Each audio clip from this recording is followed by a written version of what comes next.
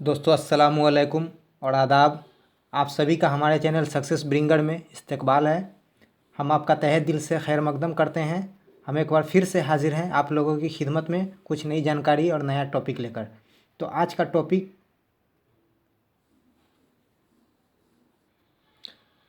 उर्दू का पहला और आखिरी नावल से मुतल्लिक है, जो हम आपको इस वीडियो के ज़रिए उर्दू का पहला और आखिरी नावल के बारे में बताएंगे और किसने नावल लिखा उन सभी नावल निगार के बारे में भी खुलासा करेंगे और इन सभी मुद्दों पर गुफ्तगू करेंगे जो बिहार STT 2019 और दूसरे स्टेट की TT के लिए बहुत ही अहम और ख़ास है। अक्सर इन टॉपिक से सवाल पूछे जाते हैं।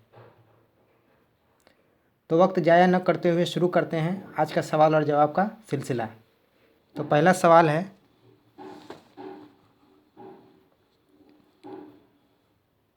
सवाल नंबर 1, उर्दू का पहला नावल कौन है? इसका जवाब है मुरातुल उरूस। सवाल नंबर 2, उर्दू का आखिरी नावल कौन है? इसका जवाब है रियाए सादका। सवाल नंबर 3, प्रेमचंद का पहला नावल कौन है? इसका जवाब है असरार मुआबिद।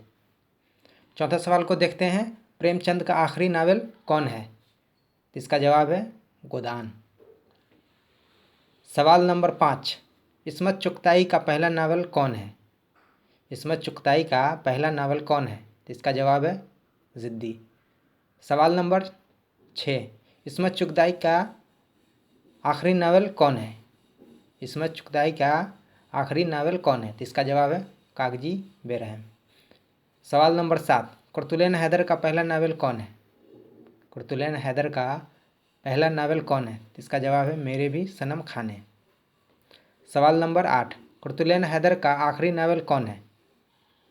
कुर्तुलैन हैदर का आखिरी नावल कौन है? इसका जवाब है चांदनी बेगम। सवाल नंबर 9, कुर्तुलैन हैदर का पहला नावल कौन है? कुर्तुलैन हैदर का इससे पहले हमने बताया कि पहला नावल और आखिरी नावल ये है कुर्तुलैन हैदर का पहला नावल।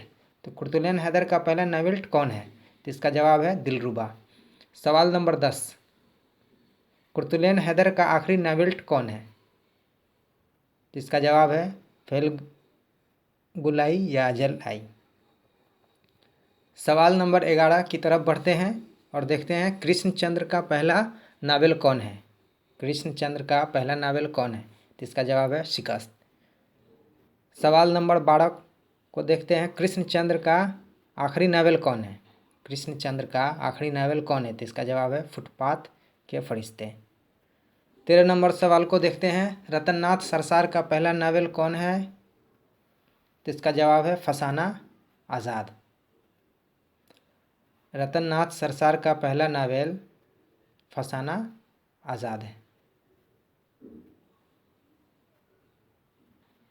दोस्तों हम यहाँ पर आपको बताना चाहते हैं कि सवाल नंबर 1 में उर्दू का पहला नावल तो हमने पढ़ा कि मुरातुल उरूस है, लेकिन इस नावल को लिखने वाले कौन थे?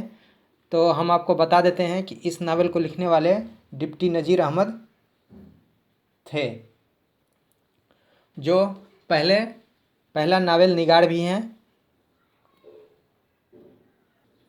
और मुरातुल उरूस उनका पहला नावल है। और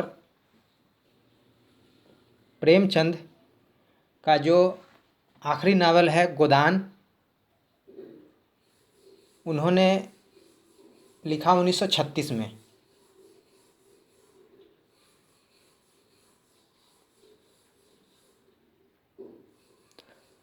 और सवाल नंबर 5 में इस्मत चुगताई का पहला नावल जो जिद्दी है, ये लिखा गया 1941 ईस्वी में। तो ये थी कुछ नावल से रिलेटेड कुछ जानकारी। तो बढ़ते हैं आगे, देखते हैं सवाल क्या है।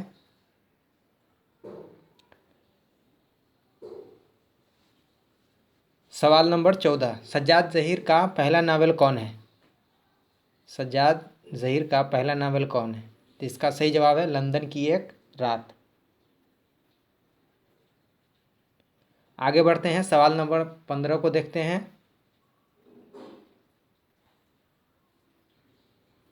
दोस्तों यहाँ पर आपको ये बात बता दें कि सज्जाद जहीर का पहला नावल तो लंदन की एक रात है, लेकिन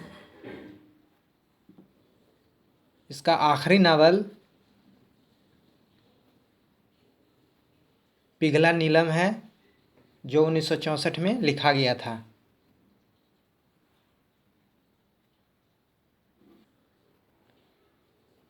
सवाल नंबर 15 को देखते हैं। अब्दुल हलीम शरर का पहला नावल कौन है?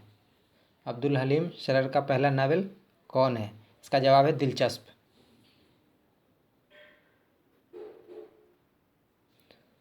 सवाल नंबर 16, अब्दुल हलीम शरर का आखिरी नावल कौन है? इसका जवाब है ज़मींदार की बेटी।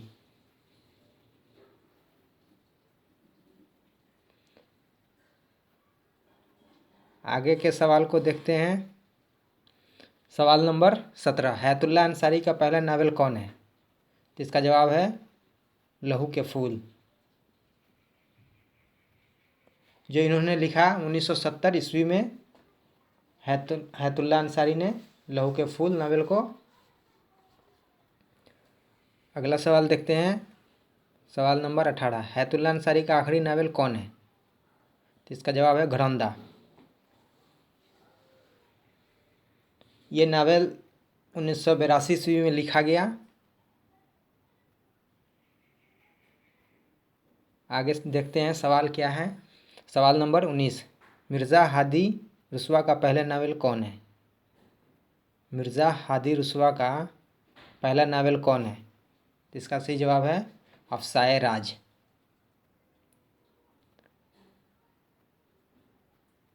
सवाल नंबर 20, मिर्ज़ा हादी रुस्वा का आखिरी नावल कौन है? इसका जवाब है अख्तरी बेगम।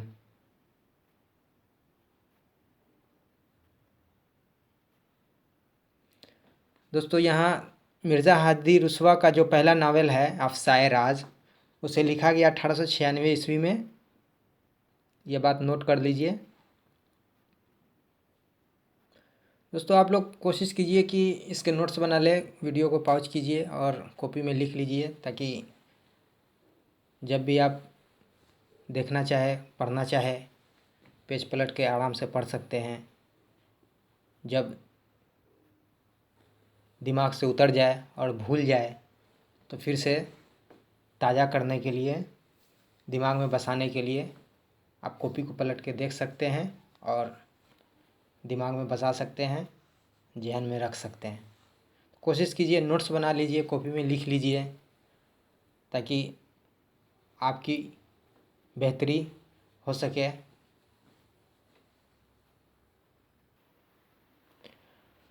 तो चलते हैं, देखते हैं आगे का सवाल क्या है, कौन सा है। सवाल नंबर 21, राजेंद्र सिंह बेदी का पहला नावल कौन है? राजेंद्र सिंह बेदी का पहला नावल कौन है? इसका जवाब है एक चादर मैली सी।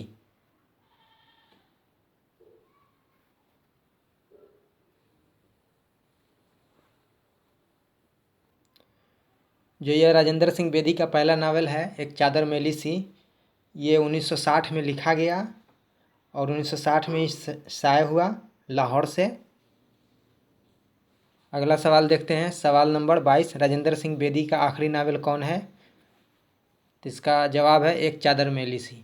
तो दोस्तों राजेंद्र सिंह बेदी का जो पहला नावल और आखिरी नावल वो एक चादर मैली सी है। जो ये आखिरी नावल लिखा गया 1962 ईस्वी में दिल्ली से शाये हुआ। अगला क्वेश्चन देखते हैं, सवाल नंबर 23, उर्दू नसर का पहला नमूना कौन सा है? उर्दू नसर का पहला नमूना कौन सा है? तो इसका जवाब है सबरस। सवाल नंबर 24, अल्लामा इकबाल का पहला उर्दू शायरी मजमुआ कौन है? अल्लामा इकबाल का पहला उर्दू शायरी मजमुआ कौन है? तो इसका जवाब है बांग दरा। बांग दरा। सवाल नंबर 25 और इस वीडियो का आखिरी सवाल है, अल्लामा इकबाल का उर्दू और फ़ारसी पर मुश्तमिल शायरी मजमुआ कौन है? तो इसका जवाब है अरमगान मिजाज। तो दोस्तों ये थी 25 सवाल जो बहुत ही इम्पोर्टेंट और अहम है सभी TET, CTET, Bihar STT exams के लिए। इससे अक्सर सवाल बनते हैं और इम्तहानात में सवाल पूछे भी जाते हैं। बहुत ही अहम और ख़ास है ये सवाल। इसे ज़रूर से ज़रूर पढ़ें और याददाश्त में बसाएं, ज़हन में बसाएं। बहुत ही इम्पोर्टेंट है, इससे अक्सर सवाल बनते हैं। इसे इग्नोर करने की कोशिश मत कीजिए। इस टॉपिक से और इन सभी सवालों से पिछले एग्ज़ाम्स में भी बहुत सवाल बने हैं और पूछे गए हैं।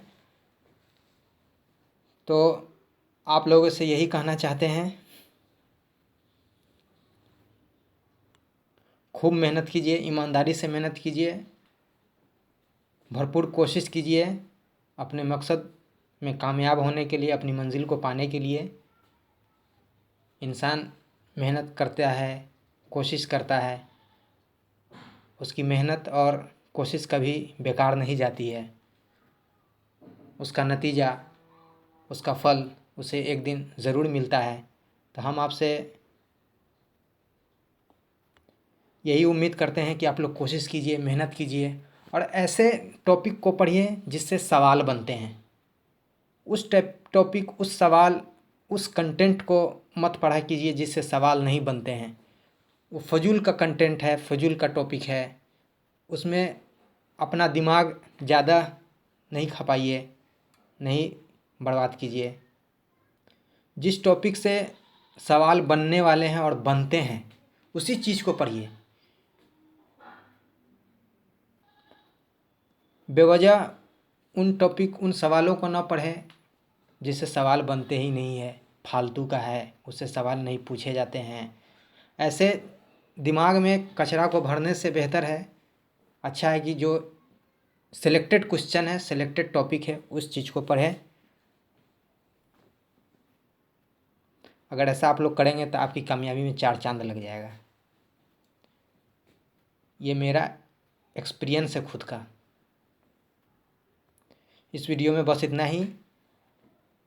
अब हम कुछ कहना नहीं चाहते हैं। अगर वीडियो आपको अच्छी लगे तो लाइक कीजिए, सब्सक्राइब कीजिए, दोस्तों को शेयर कीजिए ताकि दूसरों को भी नॉलेज मिले, जानकारी मिले और सभी को इसका लाभ हो, फ़ायदा हो। ये कोशिश और प्रयास हम सभी को करना चाहिए।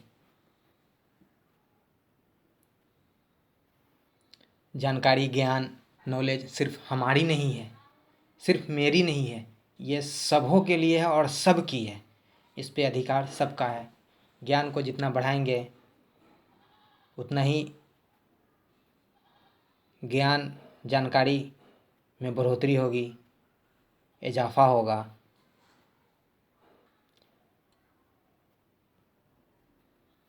इसी वादे के साथ हम आपसे इजाज़त लेना चाहते हैं कि हम ज़रूर जल्द से जल्द आप लोगों के लिए फिर से जानकारी लेकर आपके सामने हाजिर होंगे।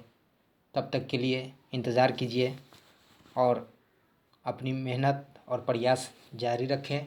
वीडियो देखने के लिए शुक्रिया। खुदा हाफिज़।